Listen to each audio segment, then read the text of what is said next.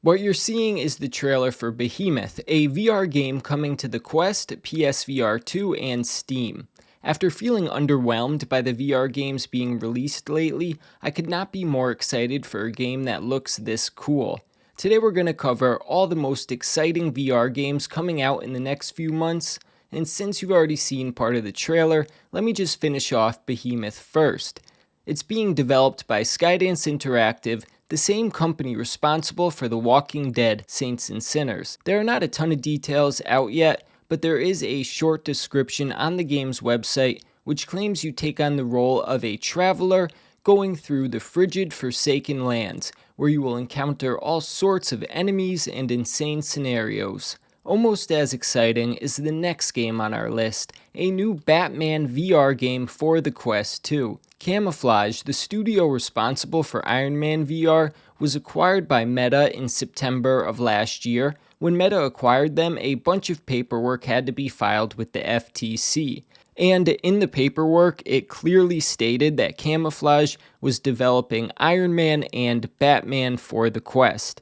It's already public knowledge that Camouflage was working on a AAA title for Meta, and I wouldn't be surprised if we get an actual teaser for it at the gaming showcase, which will be up next month. The next game on our list is definitely not as cool as Batman, but that doesn't mean I'm not excited about it. Hello Neighbor Search and Rescue is a VR horror puzzle game where you sneak into your creepy neighbor's house to save your friend. It's going to be releasing on all major VR headsets. If you're not familiar with the Hello Neighbor series, you're not alone. I mean, I recognize the neighbor character from different random mobile ads I've skipped throughout the years, but personally, I've never played it. With that being said, according to everyone else in the world, it is a super popular game, so I might just be the weird one here.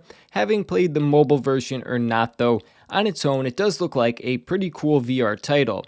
Steel Wool Studios is the team developing it, and that's actually the same studio responsible for Five Nights at Freddy's Help Wanted, which is one of the biggest selling VR games ever, so obviously they know what they're doing. But that's not the only story-driven puzzle game the VR community should be excited about.